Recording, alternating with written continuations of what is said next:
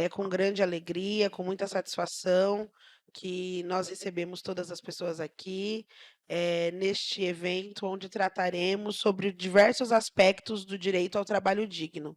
A ideia do evento de hoje surgiu justamente porque, em parceria com o Fundo Brasil, mais especificamente com o Labora, as colegas estão aqui, a Rede Liberdade desempenha um projeto que tem a ver com pensar aspectos de acesso à justiça e aspectos jurídicos do direito ao trabalho digno, principalmente em 3 vertentes, sendo elas relacionadas, em primeiro momento, ao combate ao trabalho análogo à escravização, a inclusão de pessoas LGBTQIAP+, no mercado de trabalho e também a realidade dos trabalhadores dos aplicativos. Esse evento, ele é uma abertura de diálogo, não só com a sociedade civil, mas, obviamente, principalmente com a sociedade civil, mas o nosso intuito também é construir uma linha de atuação que envolva instituições e órgãos públicos, que envolva, inclusive, os escritórios de advocacia, as juristas, os juristas, que devem pautar esse tema. Atualmente, a dinâmica do direito do trabalho é uma dinâmica muitas vezes mitigada nos debates do judiciário, nos debates jurídicos. Atualmente, a gente tem uma dificuldade muito grande de dar visibilidade, dar vazão a temas tão importantes e tão centrais quanto os que a gente vai discutir aqui. Posteriormente, eu retomarei a palavra, mas eu gostaria, em primeiro ponto, de agradecer muitíssimo os colegas que me ladeiam aqui. A abertura desse evento com essas duas figuras nos brinda justamente porque esse primeiro evento de direito ao trabalho digno também é chancelado pela presença de importantes lideranças, de importantes organizações que já vêm pautando esse tema e que trazem, emprestam para a Rede Liberdade a sua expertise, os seus conhecimentos, e dessa forma, então, eu vou aqui acreditar as mini biografias dos nossos 2 convidados, passarei a palavra a eles e a gente inicia os diálogos, tudo bem? Então, aqui ao meu lado nós temos o Júnior Freitas. O Júnior é motoboy há 20 anos, um dos fundadores da ANEA, Aliança Nacional dos Entregadores de Aplicativo. É uma organização que reúne 22 lideranças por todo o Brasil. Faz parte do GT para a regulamentação dos entregadores de aplicativo junto ao governo federal, é ativista da categoria e tem uma ideologia política criada através da cultura hip hop.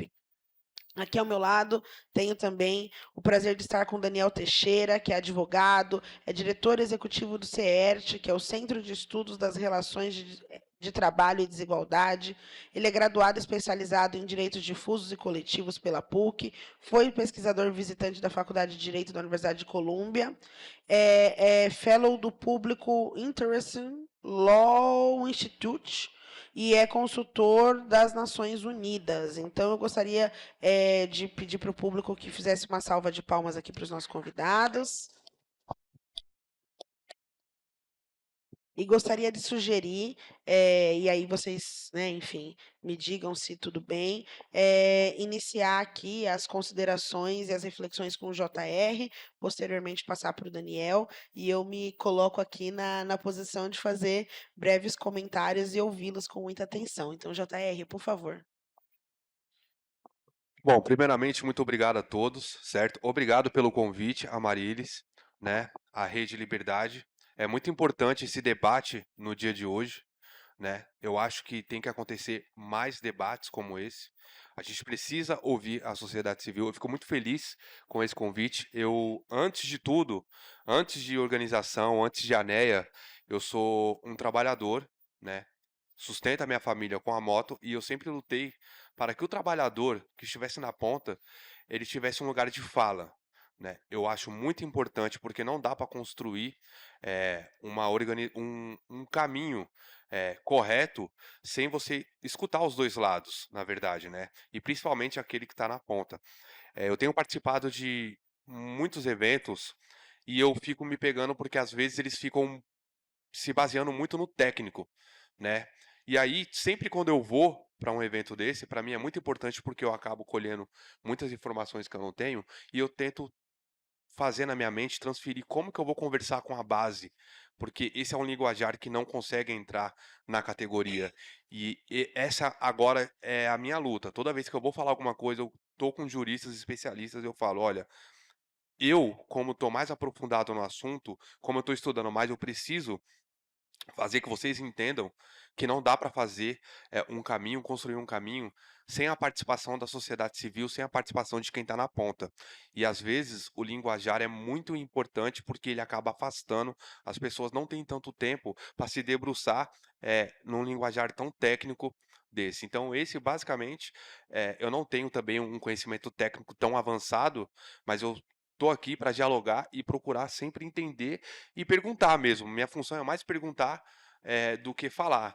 Falar: "O que você quer dizer com isso? Qual é o caminho que você quer buscar? Qual é o caminho qual é o que vai atingir a ponta?". E foi isso a organização que a gente resolveu montar, a ANEA. Eu estava até conversando com o Rodrigo, que está aqui também, que é um dos fundadores junto com a gente da ANEA.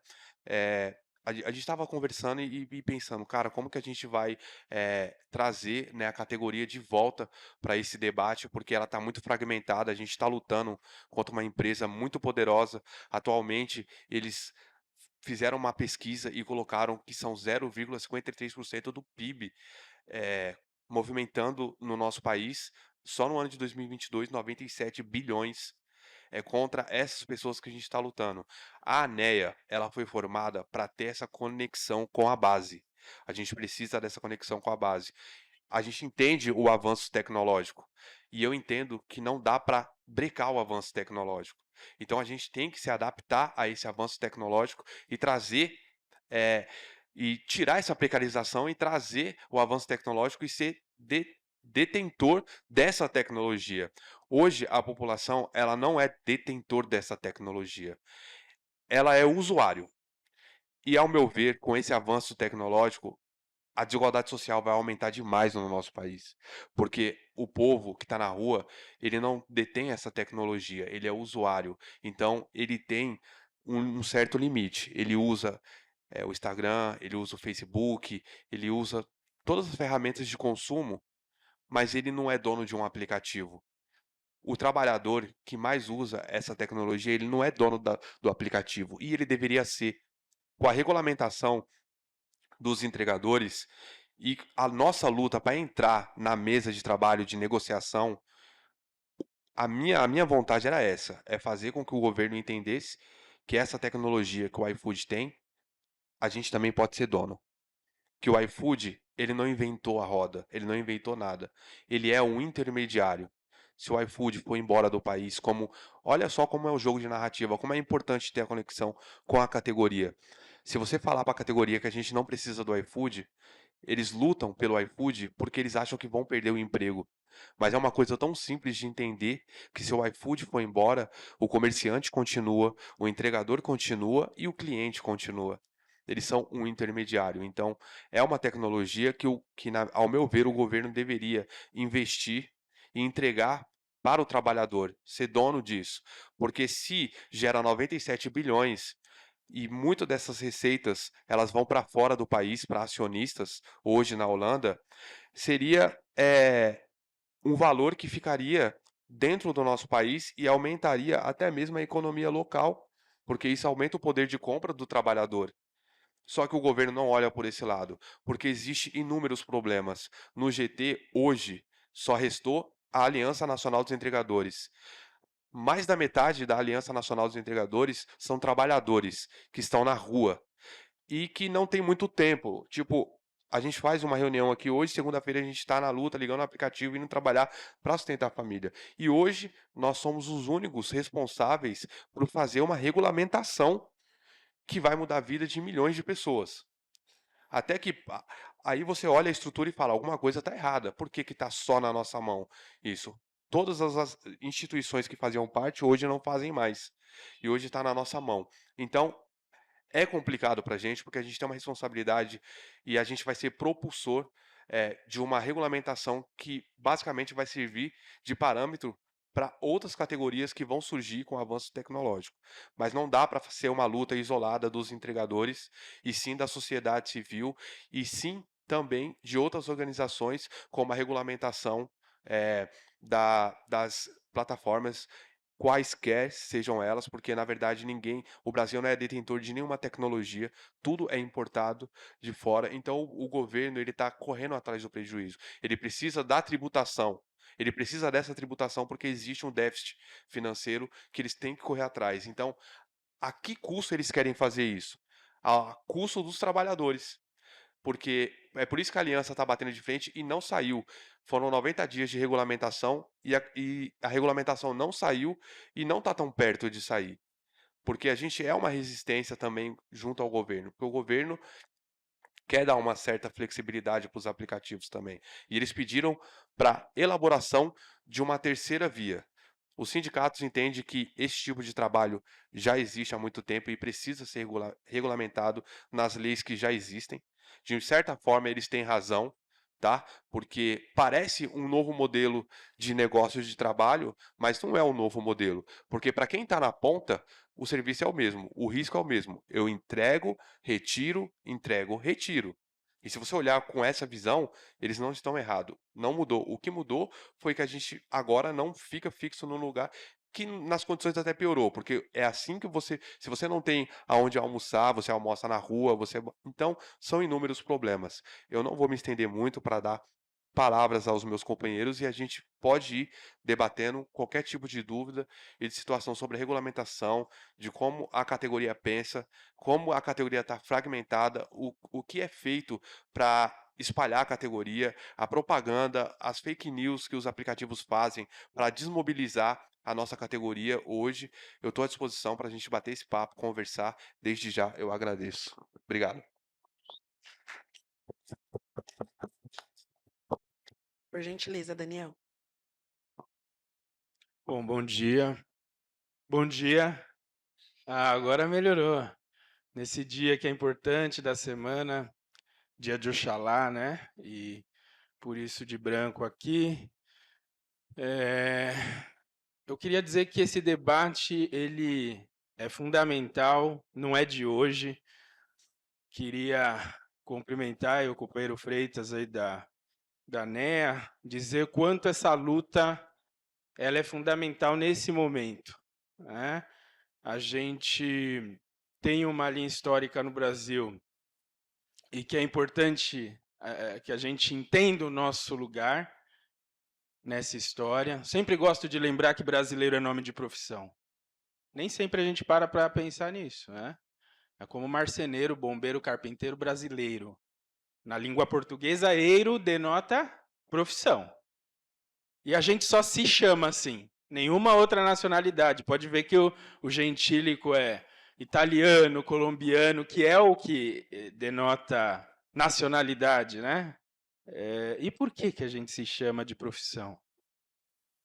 Porque o plano, o projeto nunca foi a construção de um país para todas as pessoas, as que já estavam aqui, as outras que vieram, as outras que foram trazidas à força.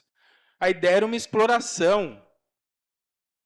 É uma máquina onde o racismo ambiental já estava presente desde o início. Então, quando a gente fala hoje, né, as discussões, né, sobre racismo ambiental que aumentam, agora época de COP, as questões que a gente tem discutido tanto sobre a Amazônia, a gente tem que lembrar que o Brasil começou como um ciclo econômico de exploração de uma árvore, o pau-brasil. Né? E por isso brasileiro, porque era o profissional português que vinha a partir do seu país, em geral degredados, condenados, como a gente sabe, que vinham para explorar um ciclo econômico. E nesse ciclo econômico, desde o início, já estava colocado o lugar social para a pessoa europeia, branca, portuguesa, para as pessoas negras, para as pessoas indígenas. Essas teriam seu trabalho expropriado desde o início, além de vivenciar genocídios ao longo da história do Brasil. Então, é desse lugar que eu queria provocar aqui, né, no início de fala, depois poder trocar um pouco com vocês, que é o lugar do trabalho, desde a invasão portuguesa, pelo menos. E esse lugar do trabalho, ele é construído a partir do racismo. O racismo é a primeira matriz de desigualdades do país. Por isso surpreende tanto que tenha gente que consiga discutir justiça climática, a questão do ambientalismo, a questão do trabalho, sem discutir raça, sem discutir racismo. Nesse país isso não é possível. Porque a gente está falando de mais da metade de uma população que foi projetada a não ter direitos. Então, quando a gente fala de precarização, fala de uberização, fala de falta de proteção social em termos de direitos trabalhistas, a gente está falando de um projeto. Então, não é algo que deu errado.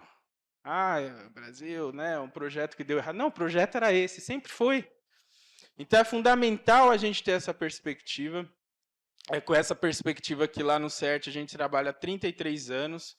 Então, a gente traz trabalho no nome porque a organização foi fundada para, primeiro, tratar do trabalho e das desigualdades raciais, do racismo nesse território. Então, o CERT está aí completando, né, agora 33 anos.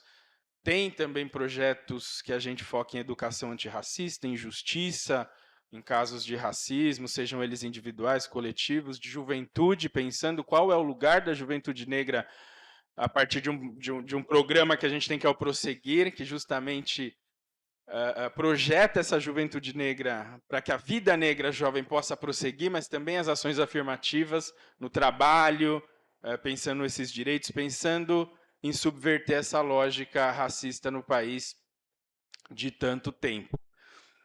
E a partir daí que eu queria, né, reagir a um pouco do que o companheiro falou antes, né, o tanto que a gente tem. E a cada relatório que sai, né, esses dias saiu um novo, né, falando sobre as desigualdades de renda entre negros e brancos, é sempre a mesma coisa, né, sempre a gente tem números que às vezes melhoram um pouquinho, às vezes pioram um tanto, seja do ponto de vista da informalidade, seja do ponto de vista do desemprego, de qualquer indicador social, e a população negra sempre vai estar aquém, sempre vai estar com um gap muito grande, com uma diferença grande em relação aos brancos. Mas essa é a construção desse país, por isso que eu gosto de voltar sempre na história. Então, sempre é 77%, 80%, é um número meio cabalístico para tudo, né? Seja situação de rua, seja exploração sexual, seja as questões de desemprego, então, ou da condição de escravidão contemporânea, né? É bom a gente lembrar que a Repórter Brasil fez o levantamento, saiu no início do ano, olhando para 2022, mas poderia ser para anos anteriores, em que ficou constatado que dos resgatados ao longo do ano, né, a gente tem 82% de negros. O que significa isso, né? Certamente, se a gente olhar também para os aplicativos, para os entregadores, a gente vai ter essa população também. E o que isso quer dizer? É fundamental que a gente olhe para isso de uma forma sistêmica, porque esse sistema não quer que a gente tenha esse olhar, que a gente veja as coisas de forma episódica, de forma pontual, e por isso que é interessante ouvir, né, quando o JR traz nessa perspectiva da tributação. Quer dizer, tem muitos fatores que estão envolvidos nessa discussão e que é importante a gente olhar de forma ampliada, né, o desenho grande da situação. Então, quando a gente pensa esse projeto de Brasil, a gente tem vários capítulos que vão mostrando isso.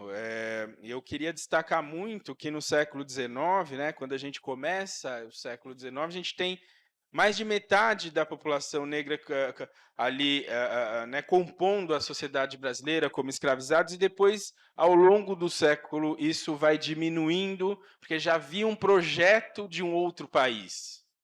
Um projeto de branqueamento, um projeto eugênico no Brasil, em que a população negra nem espaço mais teria, porque se ela foi qualificada até então para atividades de ferraria, de comércio, né, os tais negros de ganho para as famílias de classe média e alta que esses negros saíam às ruas para fazer comércio para essa família, né, uma outra forma de expropriar o trabalho, de repente, a narrativa é que essa população não seria mais qualificada para construir o Brasil que seria livre a partir do final do século XIX. De repente, não é mais qualificado. Agora precisamos de trabalhadores brancos europeus. Então, essa narrativa que se criou e que vários estudiosos vão mostrar, o Hasenbalg, né, o Carlos Hasenbalg é um deles, vai dizer, não, mas isso é uma narrativa que se criou artificialmente, porque, salvo raríssimas exceções, quem vinha da Europa não tinha maior qualificação do que o trabalhador negro que estava aqui. Claro que já conhecia a terra, que já conhecia como funcionavam né, o comércio, as atividades de trabalho todas, mas a narrativa ela se criou para que se pudesse justificar nessa substituição visando o branqueamento. E assim que se pensou esse século XIX, a passagem para o século XX. Tanto é que a gente passou a ter uma expressão que hoje a gente ainda usa, né? Que é a expressão para inglês ver. Né? O que é para inglês ver? Para inglês ver é uma coisa de fachada, que não tem consistência, é só de imagem. Mas de onde vem essa expressão? Todo mundo está familiarizado? Não? Onde vem essa expressão? São as leis abolicionistas. São as leis para inglês ver, porque a Inglaterra pressionava o Brasil e vários países para que houvesse o fim do escravismo como sistema econômico, para que o capitalismo pudesse né, se colocar de forma mais moderna, para ter mais consumidores e não escravizados, mas o Brasil editava leis só para inglês ver. Então, fingia que havia um avanço, mas, na verdade, essas leis tinham pouca efetividade. E uma delas é a lei do ventre livre, que eu queria só destacar aqui pelo papo de hoje, que para mim é a mais perversa, que é de 1871. Ela diz, no seu primeiro artigo, os filhos de mães escravas, a partir desta data, são considerados livres. Mas aí, a gente, ainda do direito que suspeita muito, vai nos parágrafos. Né? E aí o parágrafo primeiro já vem com uma pedrada, né? Mas quando essa criança completar 8 anos, caberá ao senhor de escravos uma escolha. Ou uma indenização do Estado brasileiro para compensar a liberdade dessa criança, ou o trabalho dessa criança dos 8 aos 21 anos completos para compensar a sua própria liberdade. Então vejam que esse país, o último a abolir a escravidão nas Américas, também institui o trabalho infantil para a criança negra, para que ela indenizasse o senhor de escravos pela sua própria liberdade. É desse projeto de país que a gente está falando. E olha como o trabalho entra aí, para a criança também.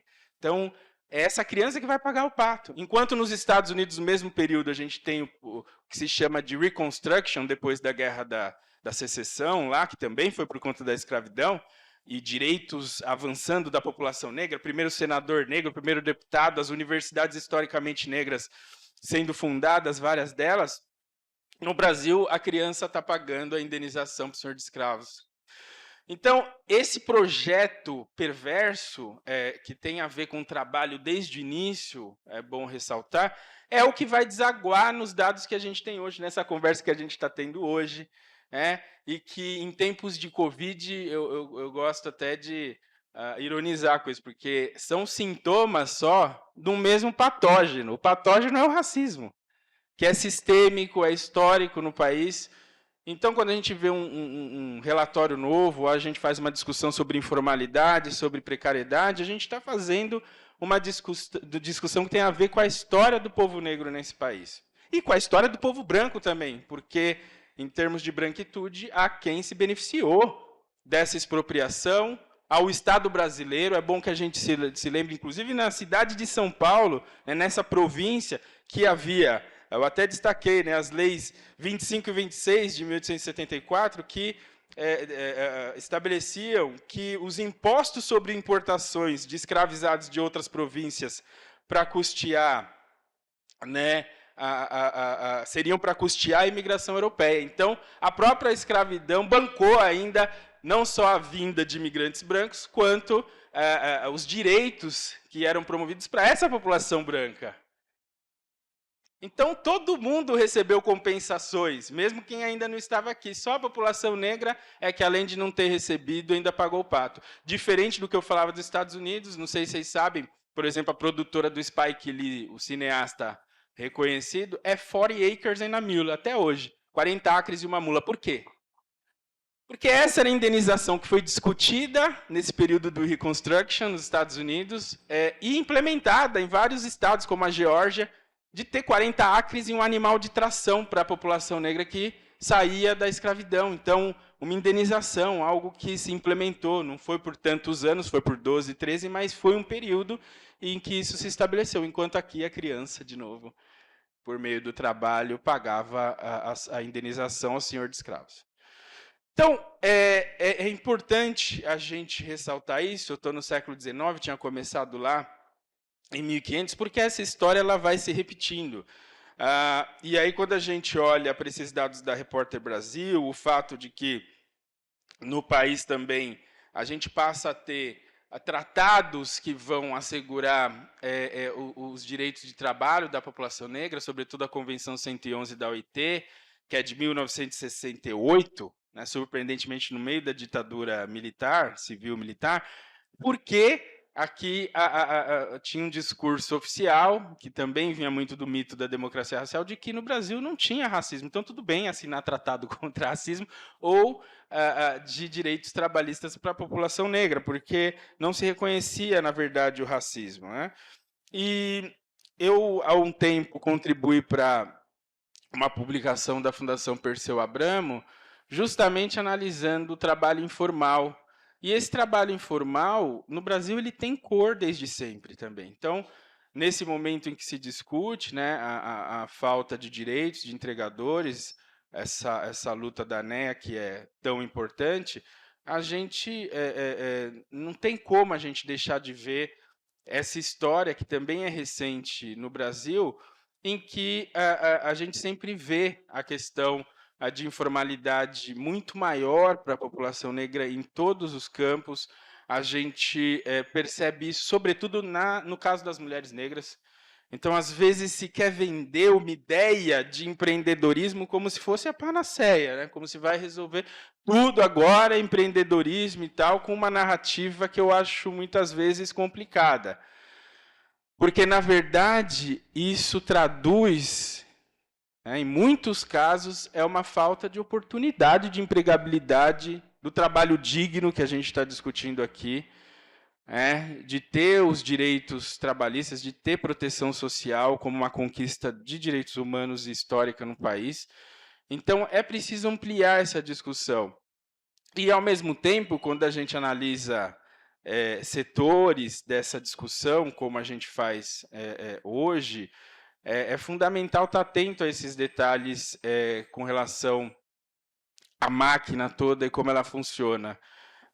Então, eu queria já ir caminhando para o fim, para a gente poder trocar um pouquinho, ressaltando que a gente está colhendo, né, muito desse projeto, e que em 1911, né, teve uma representação do Brasil no Congresso Internacional de Raças, né, do João Batista de Lacerda, diretor daquele Museu Nacional que pegou fogo há uns anos, em que ele falava para os europeus: não se preocupem, porque, na verdade, os negros vão sumir do Brasil em 100 anos. Né? Não vai ter mais população negra lá em 2011, porque, né, é uma população que não procria, né? Tinha aquela associação à mula, e daí o termo mulato, né? Então, quer dizer, não se preocupem que esse país vai ser um país muito mais parecido com vocês, europeus, do que algo que a gente vê hoje, que assusta, né? A gente sabe pelo tamanho da população negra no país.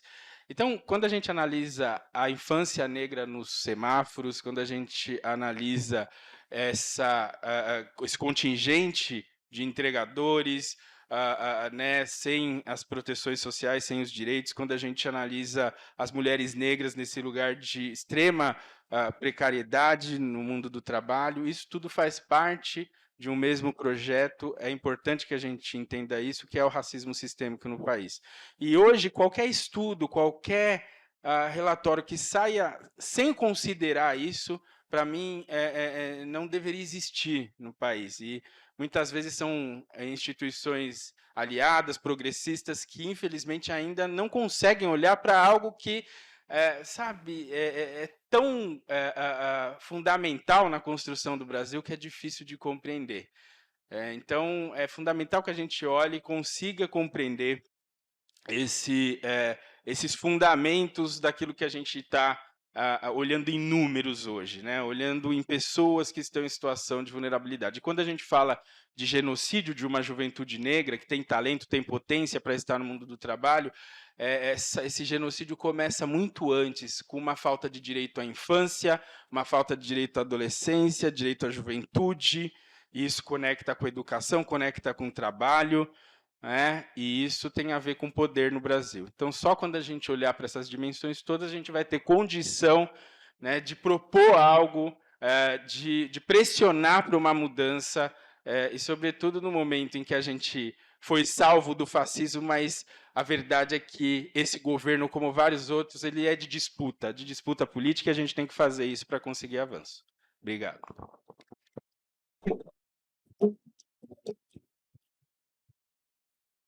Eu queria tecer breves comentários, talvez conectar as duas falas também ao que a gente tem feito aqui na Rede Liberdade. Oi. Bom, primeiro que construir uma reflexão a partir da centralidade da pauta racial, Daniel, eu acho que é uma dinâmica urgente para todos os assuntos atinentes a direitos humanos, a construção do pacto democrático. Aqui na Rede Liberdade, a gente tem se concentrado em discussões temáticas de 4 eixos, né? Então, num primeiro momento, a gente reflete defesa e manutenção da democracia, saindo da dinâmica, inclusive, da reflexão da erosão democrática e de todos os arroubos e de todos os ataques diretos que a democracia sofreu sobremaneira nos últimos 4 anos. A gente discute também justiça climática e proteção da Amazônia. Nós temos uma área de concentração e reflexão centralizada no combate ao racismo e na justiça racial. E também temos essa linha de atuação que aqui estamos discutindo, que é direito ao trabalho digno. De modo muito assertivo, a gente pode, enfim, cavar aqui a afirmação de que a centralidade da pauta racial transversaliza todos os temas, todas as urgências, todos os debates, todas as feridas abertas na sociedade brasileira nesse momento. E o que a gente está fazendo aqui hoje, né, pensando as 3 linhas que estamos discutindo dentro do direito ao trabalho digno, ou seja, a realidade dos trabalhadores de aplicativo, a realidade da população LGBTQIAPN+, no mercado de trabalho, que é uma realidade de não lugar, de silenciamento, né, de expulsão, e, sem dúvida alguma, o combate ao trabalho escravo, são 3 feridas que nascem no peito da população negra. Atualmente, a gente tenta resolver e tenta refletir o direito do trabalho, a construção das condições laborais dignas, a estrutura de um direito que também é fortemente atacado, vem sendo desmantelado na última década, como se o trabalhador ele não tivesse, de fato, uma característica sociodemográfica que aponta para a população negra. Direito do trabalho, e a gente está falando aqui das Arcadas, a gente está falando da maior faculdade de direito da América Latina, a gente está falando de um direito que sempre foi considerado um direito menor. A gente está falando de um aspecto da ciência jurídica que já é atacado desde os bancos escolares. E a gente está falando também de uma universidade que é pública, que é feita para o povo, mas não é construída dentro da lógica da reflexão pelo povo e que não prepara advogadas, advogados, juristas que façam um olhar sindical. né? Talvez nós estejamos, JR, no território que prepara os futuros advogados da Uber, do iFood e dos outros tomadores aí do trabalho, né, em condição exploratória. Então, é um ato político também estar nesse espaço. A Rede Liberdade discute direito ao trabalho digno através desse aspecto nas arcadas, porque a gente chama a sociedade civil, a gente chama a academia, a gente chama as instituições públicas para a construção de um debate que seja linear, que seja certeiro em relação ao direito do trabalho digno, mas principalmente que tenha a centralidade da pauta racial. Porque, de fato, não há o que se dizer sobre os ataques existentes à população e à classe trabalhadora no nosso país que seja diferente do racismo. A centralidade da pauta racial nos diz e nos chama para uma luta que é de dignificar as vidas negras no nosso país. Nos chama para uma reflexão que é de pensar, por exemplo, o perfil de motofretistas. E aí eu trouxe aqui uns dados de PNAD que vão falar, né, que a renda média de motofretistas no Brasil é de R$ 1.465,19, que 63% desses profissionais têm ensino médio completo, que a idade média é de 32 anos de idade, que 70% aproximadamente não trabalham com carteira assinada, que 97% dos motofretistas no nosso país são homens e que 70%, né, o número cabalístico deles, são homens negros. Então, nós estamos falando de um exército de homens negros que todos os dias, montados em suas motos, lutam com a própria vida nas ruas. É importante dizer, por exemplo, que grande parte dos acidentes aqui na cidade de São Paulo, dos acidentes automobilísticos, envolvem motofretistas, que inclusive são a grande parte dos setores de ortopedia e traumatologia, são o grande público-alvo dos setores de ortopedia e traumatologia do SUS.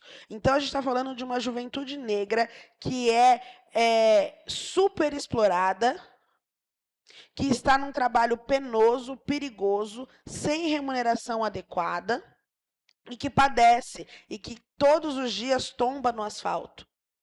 E que paga com a vida, paga com a capacidade laboral. Então, tratar desse tema é tratar também de um aspecto muito próximo à letalidade policial, à seletividade penal.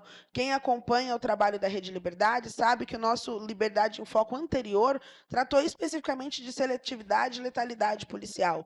E se nós verificarmos esse gráfico que eu acabei de discorrer para vocês e os gráficos da clientela do sistema penal e carcerário, nós estamos falando dos mesmos homens negros com idade de até 32 anos. Então, a população negra que não tomba no asfalto, fazendo suas entregas, muitas vezes de barriga vazia e com a bag cheia de comida, essa população negra também tomba aí em relação a todo tipo de abordagem policial, de atuação letal e violenta nas periferias. Então, o trabalho também é uma força motriz da violência, o trabalho também é um aspecto do genocídio da população, o trabalho também é um campo de disputa das vidas das pessoas negras. Daí a importância de nós discutirmos o direito ao trabalho digno, não só a partir da centralidade da regra da consolidação das leis do trabalho, não só a partir de uma lógica legalista de pensarmos qual é o mínimo ético para a população trabalhadora, mas disputar a narrativa do direito ao trabalho digno é falar da manutenção das vidas da população brasileira, especificamente da vida das mulheres e dos homens negros que aqui habitam. Portanto, os 3 temas que vão ser mencionados aqui no dia de hoje são temas cirúrgicos e centrais com relação à população negra do Brasil. Afinal, quem são as pessoas que vivem em condição análoga à escravização? Afinal, quem são as pessoas LGBTQIAP+, que mais morrem, que mais sofrem do assédio, que mais sofrem os resultados da violência direta nos seus corpos, justamente por performarem aí os aspectos da população LGBTQIAP+. E quem não, senão os motofretistas, os trabalhadores de aplicativo, que também remontam o que o Daniel bem mencionou aqui, que é a lógica do escravo de ganho. É a pessoa negra que todo dia sai às ruas para vender sua força de serviço e volta trazendo aí a lucratividade para o patrão e uma forma de permanecer vivo e subsistir. Então, existe uma escravização moderna, existe uma lógica de condição análoga à escravidão urbana e ela, por vezes, é muito refletida e espelhada na estrutura atual dos trabalhadores de aplicativo. Eu não vou me alongar mais aqui na fala, mas queria tentar conectar aqui as reflexões dos meus dois colegas. A gente tem ainda um tempinho para a conclusão desse primeiro painel, então se você, JR, topar, se você, Daniel, topar, a gente pode eventualmente ver se tem alguma inscrição de fala, se as pessoas querem trazer reflexões, e também, se não quiser, não tem problema, porque a gente faz aqui uma rodada de reflexões finais também para desfecho desse painel, tudo bem? Alguém está inscrito? Perfeito. Então, agora, invertendo aqui a roda, eu vou convidar o JR para falar, inclusive, um pouquinho mais da regulamentação.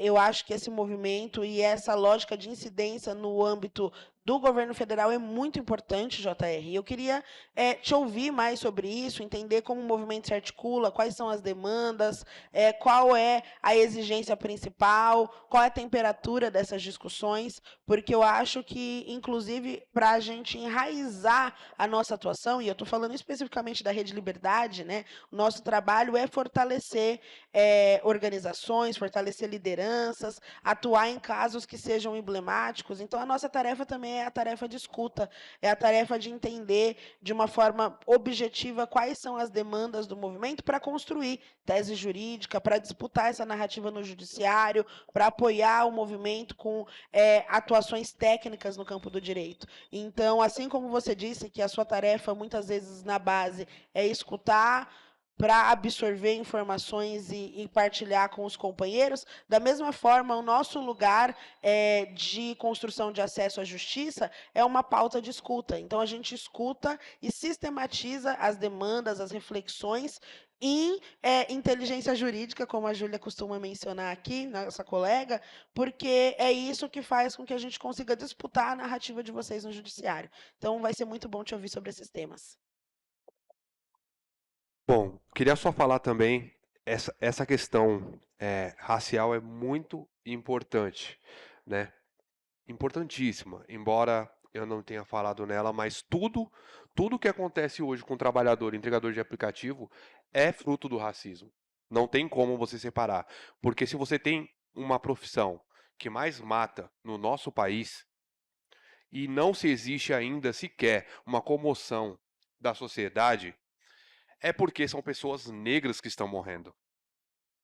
E nós somos mercadoria e substituíveis. Se fosse filho de branco, filho de advogado, rico, as coisas seriam diferentes. A escravidão não acabou no nosso país. É igual vocês falaram, a escravidão não acabou. Então, quando o presidente fala o entregador é um semi, o trabalhador entregador de aplicativo é um semi-escravo, ele não está querendo dizer que você trabalha financeiramente por pouco, porque você trabalha muito, ganha pouco, mas você só não está com as correntes nos pés e nas mãos. Porque se você trabalha 14 horas, se você não tem tempo para sua família, se só vai para sua casa, dorme e volta no dia seguinte para a luta, arriscando sua vida, essa escravidão não acabou. Então, essa reflexão é muito importante. Eu queria até agradecer, trazer esse ponto. O negro nesse país ele não é livre, tá? Ele nunca foi livre e não vai ser livre se a gente não se organizar e lutar, porque a todo momento, quando eu saio, eu me sinto pressionado. Quando você tem um olhar de um policial, das pessoas que te julgam pela sua aparência. Então a gente não vive num país livre. E toda essa precarização, realmente, ela só é tratada dessa forma porque são pessoas negras que estão morrendo. Na questão que você falou do que o que a rua pensa hoje, tem muitos intelectuais e juristas, eles ficam chateados quando eles veem os entregadores falando que eles não querem a CLT. Eles não querem essa regulamentação de trabalho. E aí você pensa, pô, por que será que eles escolhem ser precarizado e não querem pelo menos a garantia mínima que a CLT traz? Isso também tem a ver com o racismo. Porque os entregadores, eles têm um sentimento de liberdade. E é o sentimento de liberdade que move o entregador a não querer o regime CLT. Porque junto com o regime CLT, ele vem as garantias, mas ele também vem a opressão. Quando o patrão ele te exige muito, quando você tem dificuldade, uma mulher tem dificuldade de sair para buscar seu filho mais cedo porque está doente, isso é uma forma de opressão com o trabalhador. E isso vem junto com as leis trabalhistas, com aquela que você fala que você tem direito a muitas coisas, mas ela vem com a opressão. E mesmo que o trabalhador, o entregador de aplicativo, ele fique 14 horas na rua, o que move ele a não querer é o sentimento de liberdade de poder falar assim, eu tô aqui, mas se eu quiser ir embora, eu vou. Mas ele não vai, porque o sistema capitalista, ele de alguma forma ele te pressiona, porque o que amarra o trabalhador na rua é as dívidas, são as coisas, é tudo que você precisa consumir para sobreviver. Então isso é a questão que os juristas têm que olhar e é o que a gente tem que procurar entender, é o sentimento de liberdade. Então a gente tem que começar a mudar esse modo de conversar com a base e mostrar para ele que a gente precisa sim de todas essas garantias mínimas que a CLT trabalha. Mas que a CLT também falha quando deixa o patrão oprimir o trabalhador. E que não pode ser mais assim. Então a gente tem que olhar por essa perspectiva. É bom demais você estar na rua, embora você está preocupado em pagar suas contas, mas é bom demais você receber o telefonema igual eu da minha esposa, falar, ó, tem que buscar mais cedo porque está com febre, meu filho está com febre. E eu não precisar pedir, pelo amor de Deus. Os trabalhadores, muita gente não sabe, mas os trabalhadores, antes dos aplicativos, quando eles trabalhavam CLT, você sabe o que o patrão usava para fazer com que você não faltasse nenhum dia no emprego? Se você faltar, você não vai ter direito à cesta básica. Você sabe que isso é gravíssimo? E nunca foi falado. Como é que você vai oprimir um trabalhador com itens, utensílios básicos que ele precisa para sobreviver, falando que se ele faltar, porque por alguma eventualidade de acontecer qualquer coisa, você não vai ter direito à comida? Então a gente precisa olhar também o que aconteceu, por que que a CLT desconectou tanto com o trabalhador atualmente? E por que que o mercado neoliberal está ganhando tanto espaço? Porque eles usam isso. Eles usam a liberdade, eles usam, pessoal, você vai ser livre. Você vai poder furar a bolha, você vai poder ganhar mais, embora você não consiga. Eles não explicam o outro lado, o lado negativo. Né? A gente tem que fazer esse trabalho. E vamos trabalhar com o sentimento das pessoas também. Vamos mostrar também. Então, às vezes, a gente fala assim, é igual na regulamentação.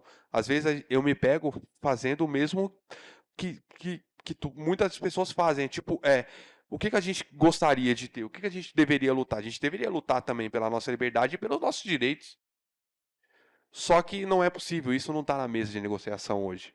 O que está na mesa de negociação é a construção de uma terceira via, aonde com certeza vai ter, de fato, muitos canais aonde as empresas de aplicativo vão entrar ali e vão continuar explorando. Então a gente está numa situação muito difícil com o governo, porque o governo ele não chegou para nós e falou assim, vamos montar uma regulamentação. O que vocês precisam? Não foi igual você me perguntou agora. Foi, ó, a gente tem que regulamentar. Mas isso e isso não dá certo, não vai poder. E aí eles colocam que o Congresso hoje é da oposição neoliberal que não vai aceitar nada do que a gente pede. O que o entregador de aplicativo hoje gostaria de ter que a gente colocou na mesa? Veja bem, se você liga o aplicativo e está disponível para ele, você já está trabalhando. Se você já está trabalhando, você tem que ser remunerado. Hoje não é assim. Que a gente chama de hora logada que a gente colocou na pé. E eles não aceitam isso. E aí o Nicolas falou uma coisa que eu vou reproduzir sempre que eu tiver num debate. Quando você contrata um chapeiro, ele não ganha quando ele faz um hambúrguer. Ele ganha quando ele está lá, disponível. E o entregador de aplicativo, quando ele liga o aplicativo e sai para a rua, ele está disponível. Mas ele não recebe nada por isso. E cada hora que ele fica parado, sem essa remuneração, você vai sofrendo a opressão capitalista do sistema, porque as suas contas têm que ser pagas e você não está rendendo. Porque você trabalhou, você ganha. O que a gente gostaria nessa regulamentação? Que eles entendessem que é crucial a hora logada ser remunerada. Não dá para sair de casa e esperar a boa vontade de um aplicativo que não tem transparência nenhuma, esperar te mandar um serviço. E às vezes, se você recusa porque você é uma área de risco, você pode perder o seu bem de trabalho ali, que é a moto, você ainda pode sofrer punições. Então, é totalmente escasso. E a gente não consegue avançar no debate com o governo, porque parece, às vezes, que até o governo está na mão das empresas de aplicativo e eles não conseguem fazer aquilo que deveria ser feito. E aí a gente tem que fazer agora uma regulamentação que, de certa forma, traga algum benefício mínimo, porque, na verdade, o governo quer a Seguridade Social, que também é um fator importante, porque muitos se acidentam e não têm aonde recorrer. Mas, quando é que a gente vai fazer uma regulamentação para que esses acidentes não aconteçam? Que é o mais importante.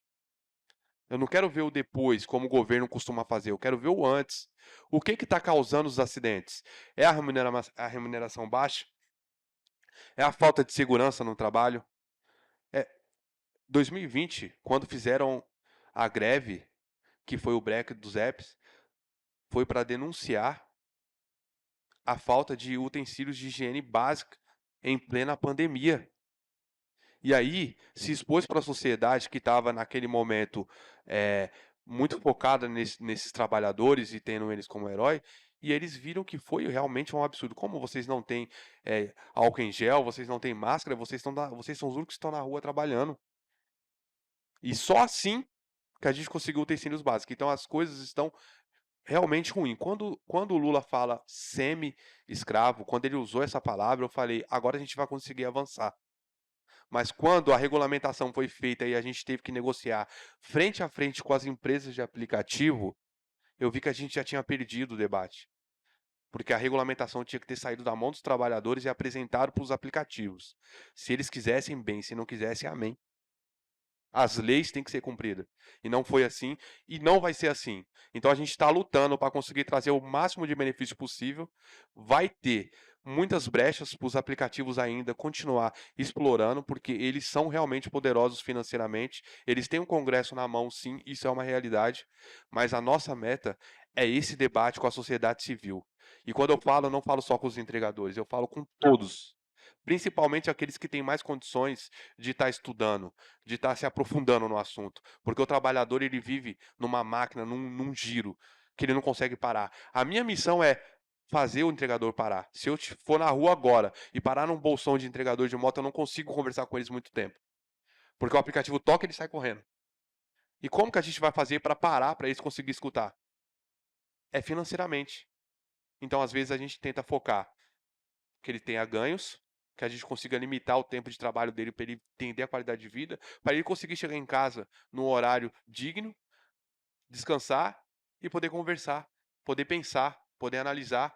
E aí, assim, a gente consegue construir dentro da mente desse trabalhador a consciência de luta por melhorias. Então a gente está engatinhando com isso. Então agora a gente vai focar, tentar trazer o máximo possível. A Seguridade Social é uma coisa que vai acontecer porque tem tributação e o governo vai precisar dessa tributação e ela vai acontecer. Agora a gente está lutando para conseguir pelo menos uma remuneração melhor, umas condições mínimas que não dá para abrir mão de ter onde almoçar, de ter onde lavar a mão, de onde beber água, essas coisas a gente não tem como abrir mão e outras coisas vão ficar para depois. Mas se a gente conseguir parar o entregador e brecar ele um pouco, para ele conseguir escutar e a gente conseguir dialogar com ele, esse é o objetivo maior. Foi o que foi posto à mesa e é o que a gente vai lutar e o que a gente está lutando. Porque se depender dos aplicativos, a gente não tem nada. Nada. Eles fizeram propostas realmente inviáveis. O governo ainda está tentando mediar, mas eu sei que a gente ainda tem muita luta pela frente. Eu sei que a gente está aqui, como você mesmo falou, dialogando com muitas pessoas ainda que vão virar advogados das empresas de aplicativo. Esse debate é muito importante. Desde já eu agradeço e deixo aqui minha contribuição.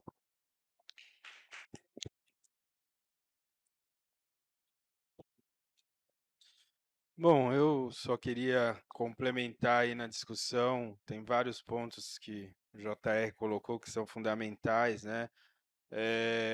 Então, quando ele fala, né, desse lugar de não reconhecimento dos direitos e o fundamento disso ser um exército de pessoas negras, né, nas motos, enfim, o quanto isso é real, o quanto isso está em várias discussões que a gente faz, por isso que estão conectadas, né? Por isso que a gente fala dessa coisa do racismo atuar. Aí, para mim, a melhor definição de racismo, e é bom a gente às vezes falar de conceito também, porque fica perdido, às vezes as pessoas em geral, no senso comum, entendem racismo como um episódio, né?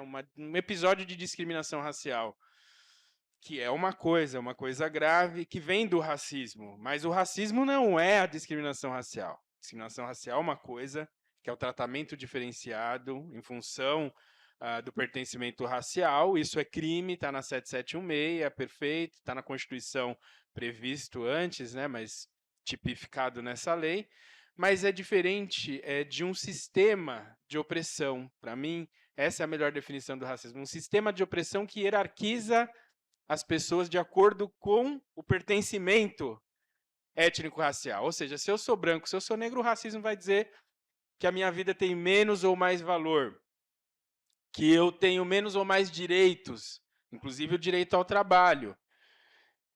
E, inclusive, vai fazer com que se naturalize esse lugar de genocídio, seja em relação ao direito à vida, seja em relação a pensar essas mortes, quando a gente fala também por acidentes, mas o próprio direito ao trabalho e educação.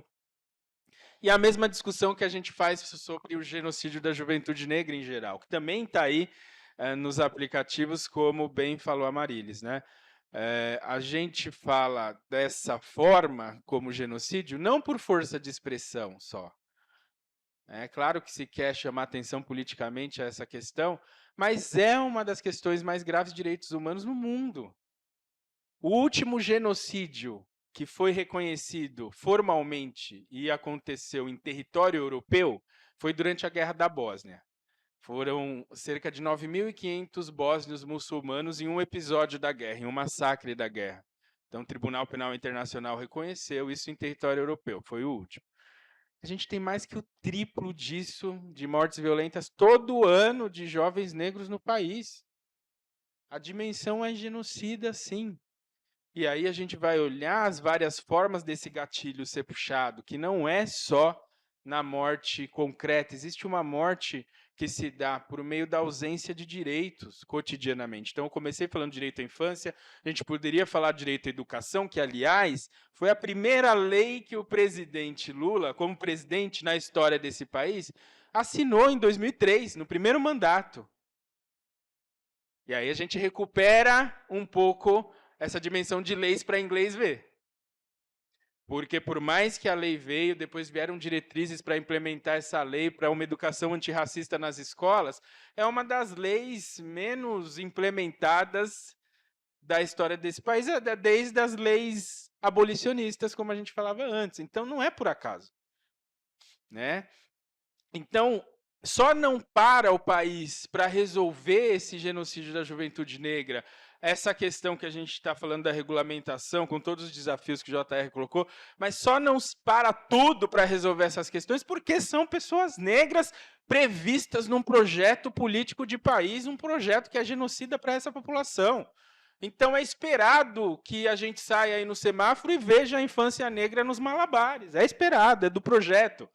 Então é desse cenário social que a gente está falando, de algo que vem projetado para esse país, que pensa o brasileiro como profissão, mas uma profissão que já estava demarcado o lugar social daqueles que vão ganhar, né, com esse fruto desse trabalho, e aqueles que vão ser explorados, desde a invasão portuguesa, pelo menos. Então, entender isso hoje, esses mecanismos, é fundamental para que a gente faça essa discussão sobre a busca pelo trabalho digno, como direito fundamental que se tornar mais concreta.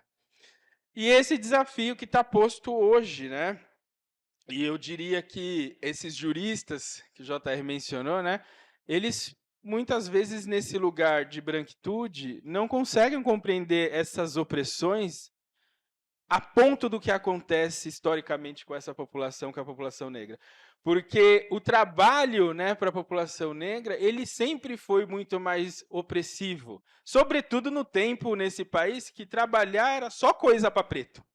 Então, se é só coisa para preto, é óbvio que é o chicote desde o início.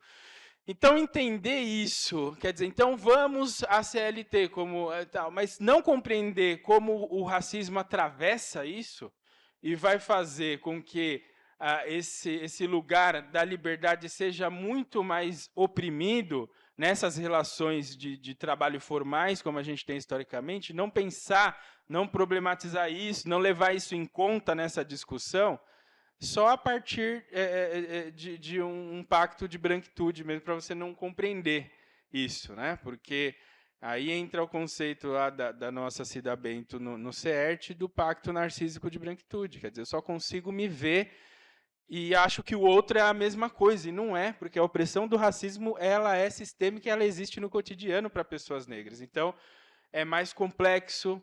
Quando a gente falava lá na Fundação Perseu Abramo, que eu estou lá no conselho, sobre essa dimensão do trabalho informal, as questões de regulamentação, as questões de sindicalização, é preciso considerar essa complexidade que o racismo traz para uma discussão tão importante quanto essa.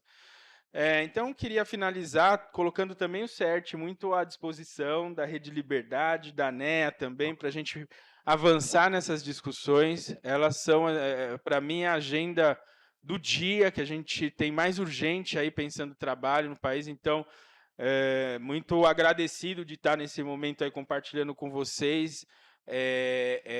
Uma manhã rica aí de reflexão e que a gente tem que levar para a prática cada vez mais nas frentes em que a gente está desenvolvendo o nosso trabalho, porque, no fim, é isso que é concreto dessa busca pelo trabalho digno, né? Conseguir levar isso para a disputa política que está colocada também nesse momento, e é assim que a gente, de fato, consegue se safar do fascismo, porque, por mais que a gente fez todo esse discurso no momento da eleição, é no momento em que a gente discute espaço de poder, e aí vem aqui uma lembrança, né, de que uma ministra negra no STF era fundamental, sim, porque foram as mulheres negras que elegeram esse governo, que salvaram a gente do fascismo, sobretudo mulheres negras nordestinas. É só ver a votação, e na hora que a gente disputa o espaço de poder, de repente a gente não serve, assim como o trabalho qualificado negro passou a não ser, como a gente falou antes, no momento do trabalho livre. Então é no momento de direito, é no momento de poder que de repente a gente não serve mais.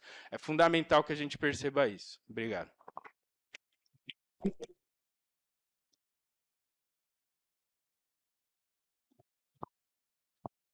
Queria agradecer muito. Acho que. Opa! Oi? Agora sim. Queria agradecer muito. Acho que a gente tem aqui um momento realmente muito rico para não só elaborar reflexões, mas para conectar o campo, né? De minha parte, eu penso que a Rede Liberdade, ela tem por uma das missões dentro dessa nossa área de concentração de direito ao trabalho digno, fazer conexão com organizações parceiras, e aí talvez explicando um pouquinho como a gente funciona, né? Nós temos uma rede de redes, e essa rede ela tem duas grandes dimensões, né? Uma rede de organizações, que são as nossas parceiras e os nossos parceiros, que inclusive são as instituições, as lideranças, as pessoas que têm o protagonismo das ações judiciais, dos processos, das atuações que a gente faz, e uma rede de advogadas e advogados, que são as pessoas que vão atuar e sistematizar as demandas das redes e das bases, né? Então, o nosso trabalho ele tem a ver com essa conexão, tem a ver com uma demanda que a ANEA vai trazer, que o CERT vai trazer, e a gente vai pensar e elaborar uma tese jurídica e disputar isso no judiciário, né? Então, para nós, esse momento aqui ele é muito importante para o debate, para a construção formativa, para a elaboração de reflexão, mas, acima de tudo, é de fato um convite.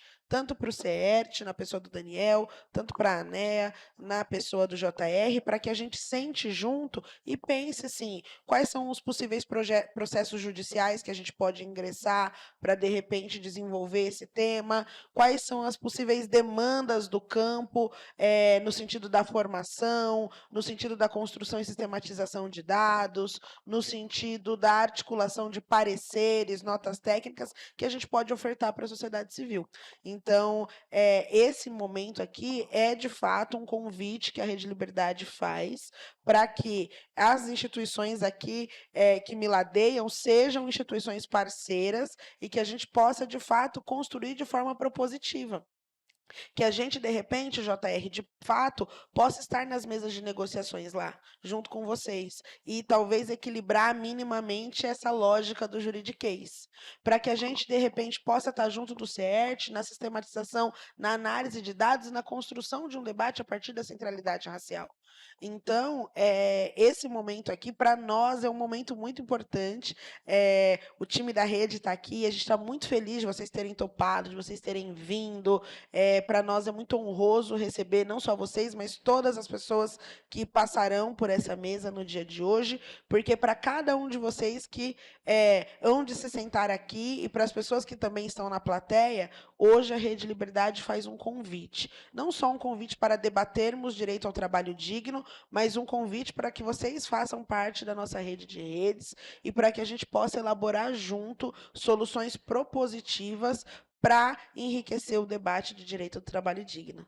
Então, até aproveitando esse ensejo dos últimos momentos aqui da nossa mesa, para quem chegou eventualmente depois, etc., eu vou me apresentar brevemente, vou ler a mini biografia dos nossos convidados para encaminhar para o encerramento da mesa, tudo bem?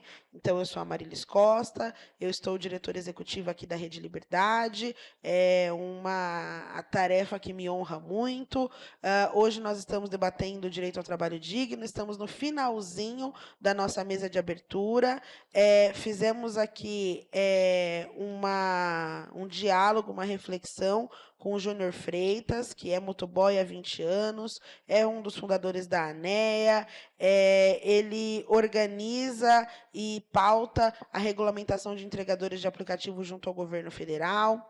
Estamos aqui com o Daniel Teixeira, que é advogado, é diretor executivo do CERT, que é o Centro de Estudos e Relações de Trabalho e Desigualdade, e nós tivemos a oportunidade de dar um pontapé inicial em um trabalho que vai ser feito aqui ao longo de todo o dia, inclusive, que é o lançamento do Pacto Nacional em Defesa do Trabalho Digno. Convido a ANEA, convido ao CERT para serem signatários do nosso pacto, porque a ideia é que a gente faça um trabalho contínuo e enraizado de debate do direito ao trabalho digno, e o pacto é uma forma de a gente chamar outras organizações, fazer uma articulação e incidir também nessa área de uma forma compromissada, de uma forma documental, expondo aí quais são as nossas aspirações, mas principalmente quem são as nossas inspirações no campo, tá bom? Então, caminhando aqui para a finalização da mesa, gostaria de agradecer todas as pessoas que prestigiaram esse primeiro painel e peço que aguardem poucos minutos que a gente já vai iniciar o segundo painel, ok? Muito obrigada.